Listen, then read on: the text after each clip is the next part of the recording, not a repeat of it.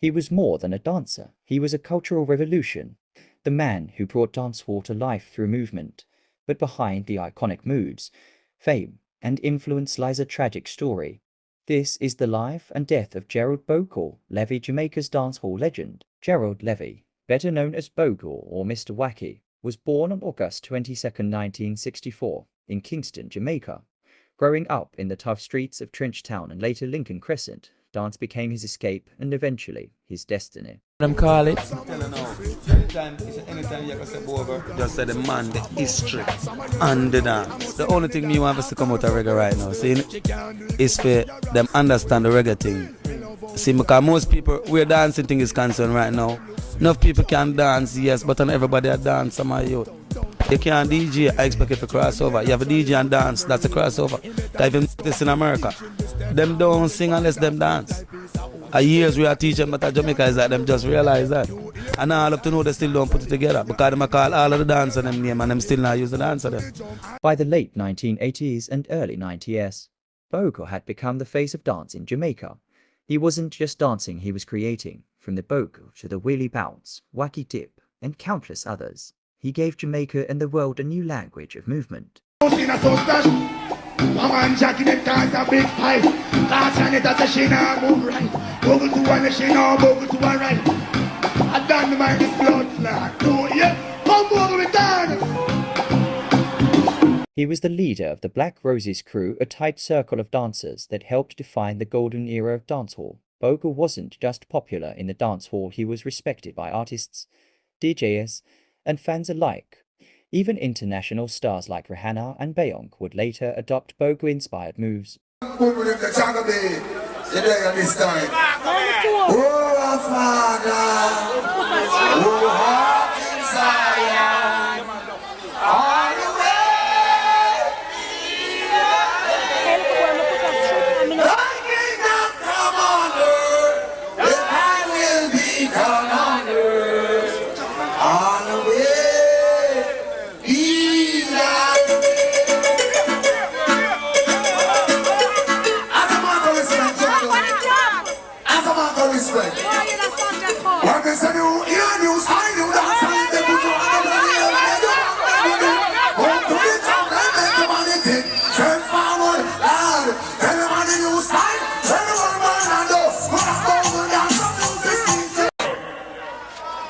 Good evening, and I'm out for really teaching because I'm upset that lonely. Gerald leaving and deserve all of that rest. He's not a violent kid.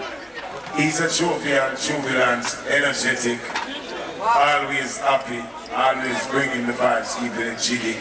They take my niggy. That's fucker, man. So I just want to say much love to Bogle's mothers and his sisters, his brothers and his kids and his baby mothers and Rose's family and everybody from Trenchtown, Georgetown, Jungle and a whole, you know? Yeah, big up all the spanglers them and all the Tivoli ice man. Big up all the top people in the house, guys. Nameless people, and we're not feds and we're not informer, we didn't name out nobody with them, we don't know themselves for them. Alright, Mr. Wacky, respect everybody. Big respect to John and all of the dancers them. Respect to them, but tell you what, this Mr. Wacky is a youth. He created the art and he was the master. Bogle, he was a star, he was an artist, he was a dancer, he was an actor, he was the man. And the youth deserve that. If he was violently killed while he was hurting somebody, physically would understand you. This is very grieving to dancehall. All over the world, people concerned, and this is not a mystery. It's fuckery. Alright? So let me tell you, wanna know how the thing set up. We all come from ghetto, we have family, we have friends, and we all have connections. This does not need it in dancehall.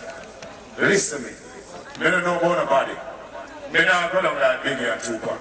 Say small boy make 2 move and 2 act. Really man. Dancehall in the 90s wasn't just music, it was a way of life. Every hit track came with a dance, and more often than not, Bogle was the mastermind behind it. He collaborated with legends like Beanie Man, Elephant Man, and Voicemail. His dances weren't just fun, they were a form of expression. They told stories. They reflected the pulse of the streets. To many, Bogle was more than a dancer. He was a symbol of Jamaican creativity and resilience. His influence was undeniable. But fame in dancehall came with its shadows as Bogle's influence grew. So did tension within the scene. Rumors swirled of rivalry between dance crews, particularly between Black Roses and other factions. One name that often came up was John Hype, another influential dancer. While the media and fans speculated about their relationship, the truth remained murky. What is known is that dancehall rivalry sometimes spilled beyond the dance floor. On January 20th, 2005, tragedy struck. Bogle and his friends had just left a popular hangout spot in Kingston when gunmen opened fire on their vehicle. Bogle was shot and later died at the hospital. He was only 40 years old. 1995, Bogle and 4 friends went to a service station on Constant Spring Road. It was while there that 2 men with handguns rode up on a grey Honda F4 motorbike and opened fire, hitting all 5 persons inside Bogle's F-150. Our newsroom understands that one of those shot is now struggling for life. It is also understood that the shooting ended a night which began at the popular weekly session Weddy Wednesdays.